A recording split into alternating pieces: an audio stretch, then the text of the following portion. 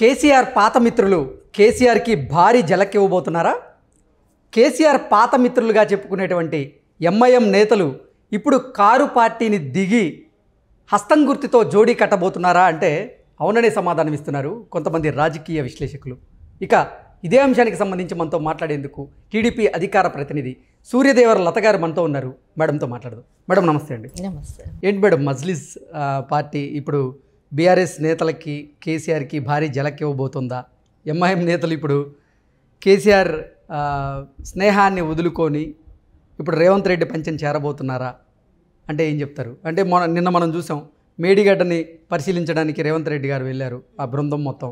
వాళ్ళతో పాటుగా ఎంఐఎం నేతలు కూడా వెళ్ళారు. ఇంతకుముందు బీఆర్ఎస్ ప్రభుత్వంలో ఉన్నప్పుడు ఎంఐఎం బీఆర్ఎస్తో చాలా దగ్గరగా ఉండేది, పాత మిత్రులుగా ఉండేవాళ్ళు. ఆ మిత్రత్వం ఇప్పుడు దూరం అవుతుందా? దూరం అవుతుంది కదండి. అధికారం ఉంది కదా కాంగ్రెస్ అంటే. కాంగ్రెస్ అనేది ఎప్పుడు ఎంఐఎం రెండు కలిసే ఉండేది.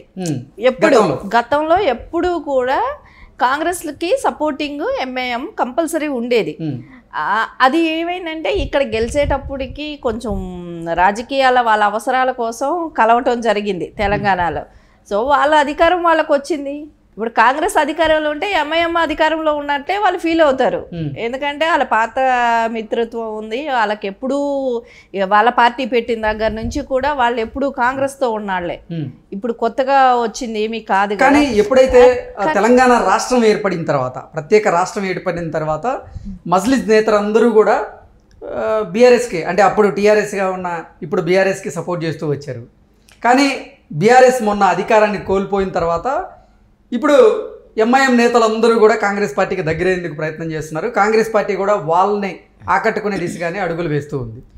ఈ పరిణామాలను ఎలా చూడొచ్చు? మీరు గమనించండి. ఒకటి, ఈ పార్టీ పెట్టినప్పుడు టీఆర్ఎస్ పెట్టినప్పుడు వీళ్ళు ఎప్పుడు కలిసి ఉండేవాళ్ళు కాదు. ఎందుకంటే అసలు వ్యతిరేకం కూడా వాళ్ళ సిద్ధాంతానికి వీళ్ళ సిద్ధాంతానికి ఫుల్ అగేనిస్ట్ ఉండేది. ఎంఐఎంకిను టీఆర్ఎస్ సిద్ధాంతాలు రెండు వేరువేరు సిద్ధాంతాలు. వీళ్ళు ఏమంటే జాయింట్ స్టేట్ ఒకటే క్యాపిటల్, ఒకటే ఇది తెలంగాణ ఆంధ్ర కలిసి ఉండాలనేది ఎంఐఎం సిద్ధాంతం ఉండింది. వీళ్ళు ఏంటంటే మాకు ప్రత్యేక తెలంగాణ కావాలని ఉండింది. సో వీళ్ళ సిద్ధాంతాలే వేరు. సో వాళ్ళు ఎప్పుడు కలిసి లేరు. ఎప్పుడైతే అధికారం వచ్చిందో అప్పటి నుంచే కలిసి స్టార్ట్ చేశారు. సో ఓన్లీ వీళ్ళు అధికారం ఉన్నది కాబట్టి వీళ్ళు కలిసారే కానీ అది ఎన్ని రోజులు నిలబడుతుందండి? అదేంటే తేనె ఉన్నంత వరకు ఈగలు వస్తాయి అక్కడ వరకు అని అంటారు కదా. అదేలాగా ఆడ అధికారం ఉన్నంత వరకు వాళ్ళ చుట్టూ ఉన్నారు. అధికారం పోయింది, వీళ్ళ సిద్ధాంతాలు ఆ సిద్ధాంతాలు ఎప్పుడూ కలవలేదు. సో విడిపోయారు. సో దానిలో ఏమీ లేదు. డెఫినెట్గా వాళ్ళు వెళ్ళిపోతారండి, కాంగ్రెస్తోనే ఉంటారు. ఎంఐ ఇప్పుడు నేను అనుకుంటాను మేబీ నెక్స్ట్ ఎలక్షన్ తర్వాత ఎంతమంది ఉంటారో బీఆర్ఎస్లో అనేది చూసుకోవాలి.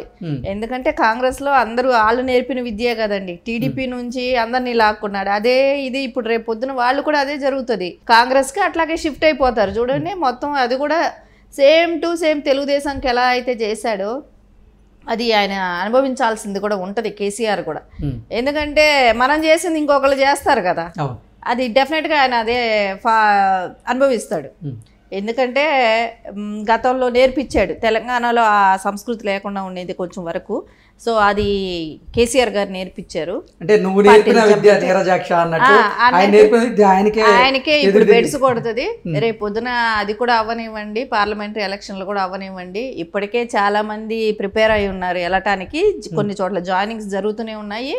కేడర్ కింద స్థాయి కేడరే జాయినింగ్స్ వెళ్ళిపోయారు. అంటే ఊహించినటువంటి నేతలు అయితే ఎవరు ఊహించలేదు. అంటే కాంగ్రెస్ పార్టీతో కలిసి మజ్లిద్ కూడా మేడిగడ్డ పరిశీలనకు వెళ్ళడానికి నేను ఎక్స్పెక్ట్ చేశాను. ఎందుకంటే అది వాళ్ళ సిద్ధాంతాలు వేరు, కానీ ఓన్లీ అధికారం ఉందని కలిసిన వాళ్ళే అనిపించింది. సో కాంగ్రెస్ అధికారంలో ఉంటే వాళ్ళకి వెన్నతో పెట్టిన, ఇప్పుడు వాళ్ళ ఇంట్లో వాళ్ళు ఉన్న ఫీలింగ్ వాళ్ళకి, ఎంఐఎంకి ఎప్పుడు కాంగ్రెస్ ఎప్పుడు వాళ్ళిద్దరూ ఒకటే.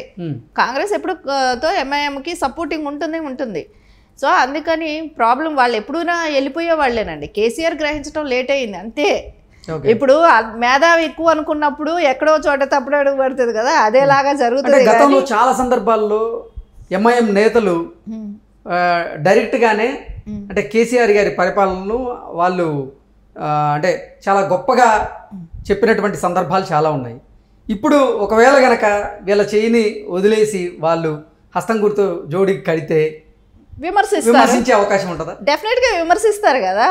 అంటే ఏంటి ప్రజలు ఎలా తీసుకుంటారు? అప్పుడేమో పొగిడారు, ఇప్పుడు విమర్శిస్తూ ఉంటే ఎలా తీసుకుంటారు? అంటే మేడిగడ్డ అంశాన్ని ప్రధానంగా తీసుకొని విమర్శించే అవకాశం ఉంటుంది. ఇప్పుడు అందరికీ దొరికింది అదే కదండి మేడిగడ్డ. ఇప్పుడు ఆయన అంటున్నారు కూడా 1-2 అతుకులు వేసుకోవాలి కానీ అంటే సరే వాటి కంపారిజన్ సాగర్ని అలాంటి వాటిని పోలుస్తున్నావు, అసలు అది ఆయనకు అర్థం అవ్వట్లేదు. మేడిగడ్డ ప్రాజెక్ట్ మొత్తం మీద కూడా ఎన్నో పిల్లర్లు ఉన్నాయి, కుంగిపోయింది కేవలం ఒక పిల్లర్ మాత్రమే. దాన్ని ఎందుకు అంత పెద్ద ఇష్యూ చేస్తున్నారు అంటూ కూడా సరే కేసీఆర్ గారు నువ్వు వెళ్ళి చూడొచ్చుగా, నువ్వు వెళ్ళి చూడు. నువ్వు ప్రజా సమస్యల కోసం వచ్చిన పార్టీ, నువ్వు ప్రజలకు నేనేం చేశాను, నేను కట్టింది ఎంతవరకు ఉంది, ఎట్లా ఉంది అని చెప్పి నువ్వు వెళ్ళి చూసి వచ్చి నువ్వు అసెంబ్లీలో మాట్లాడు. ఇప్పటి వరకు అసెంబ్లీకి వెళ్ళట్లేదు. అసెంబ్లీలో కూర్చోకుండా నువ్వు ప్రజా సమస్యల మీద నువ్వు గొంతెత్తకుండా నిన్ను ఒక ఎమ్మెల్యేగా గెలిపించారు కదా ప్రజలు, నువ్వు అసెంబ్లీకి వెళ్ళటానికి భయపడుతున్నావేంటి? అదే చంద్రబాబు నాయుడు గారు అసెంబ్లీకి వెళ్తున్నారా లేదా, వెళ్ళారా లేదా? ఆయనతో పోల్చుకుంటే జగన్ ఏజ్ రీత్యా కానీ ఆయన ఈగో ఫీల్ అవ్వలేదు. నీకేంటి ఈగో? మీకు అసలు ఈగో ఉండకూడదు కదా. నువ్వు ప్రజా సమస్యల మీద పోరాడేవాడు, నువ్వు అసెంబ్లీకి అటెండ్ అవ్వాలి. ఓకే, అసెంబ్లీకి అటెండ్ కావట్లేదు అంటారా? అసెంబ్లీకి నువ్వు ఎందుకంటే రేవంత్ రెడ్డి ముఖ్యమంత్రిగా ఉన్న అసెంబ్లీలో నేను అడుగు పెట్టదలుచుకోలేదు అంటూ ఆయన శపథం పూనారు అనుకుంటారా? ఆయన దృష్టిలో ఆయన అదే అనుకుంటున్నాడు. అసలు అది ప్రజలంతా ఆలోచిస్తారని మనం ఓట్లేసి ఒక అపోజిషన్ లీడర్ వెళ్ళి అసెంబ్లీలో కూర్చొని నీ మీద ఇన్ని నిందలు వస్తున్నాయి, నీ దగ్గర నువ్వు చేసింది కరెక్ట్ ఏంటో ఇదేంటో ప్రజలకు తెలియాలంటే తెలుస్తుంది. బీఆర్ఎస్ నేతలందరూ కూడా ప్రతిపక్ష నేతగా, బీఆర్ఎస్ ఎమ్మెల్యేలు అందరూ కూడా ప్రతిపక్ష నేతగా కేసీఆర్ గారిని ఎన్నుకున్నారు. కానీ ఆ సీటు ఖాళీగా ఉంటుంది కదా, ఆ పాత్ర ఎవరు పోషిస్తున్నారు? ఇప్పుడు అది కూడా తేల్చుకోవాలి కదా. కేటీఆర్ గారా, హరీష్ రావు గారా, ఎవరు వాళ్ళిద్దరిలో కాంపిటీషన్? అదేదో ఈయనే కూర్చుంటే పోద్ది కదా, వాళ్ళకి ఆ గొడవ ఉండదు కదా. ఇంటి గొడవైనా తగ్గించి నడిపోతావు. ఫస్ట్ ఆయన అసెంబ్లీకి రావాలి, ప్రజా సమస్యల మీద నువ్వేమైతే మంచి చేశానని నువ్వు చెప్తున్నావో అది నువ్వు చెప్పు. కానీ అక్కడ అవి ఫేస్ చేయలేకపోతున్నాడండి. కాళేశ్వరం కట్టిన వాటివే కానీ ఆయన చేసిన ఈ మొత్తం ల్యాండ్ పుల్లింగ్లు కానివ్వండి, ఇవన్నీ ఫేస్ చేయలేక ప్రజల ధనమంతా దుర్వినియోగం చేశాడు. ఎట్లాగంటే లేని స్కాములు పెట్టి రైతు బంధు అన్నాడు, 100 ఎకరాలు ఉన్న వాళ్ళకి ఇచ్చాడు. వీటన్నిటికీ రేపు లెక్కలు చెప్పాలి, ఏ దానికి ఎంతెంత వాడావు, ఎన్ని కోట్లు లక్షల కోట్లు నువ్వు ప్రజాధనాన్ని ఎలా యూజ్ చేసావు, ఇవన్నీ చెప్పాల్సి వస్తుందని ఇంట్లో ఒక ఫస్ట్ స్టార్టింగ్లో ఏమో ఆయన కాల్ ఫ్రాక్చర్ అయిందన్నాడు, ఒక 3 నెలలు రెస్ట్ అన్నాడు. సరే వచ్చి బాగా అయిన తర్వాత అయినా నువ్వు వస్తున్నావా అంటే అసెంబ్లీ స్టార్ట్ అయినాక అప్పుడు మళ్ళీ రావట్లేదు.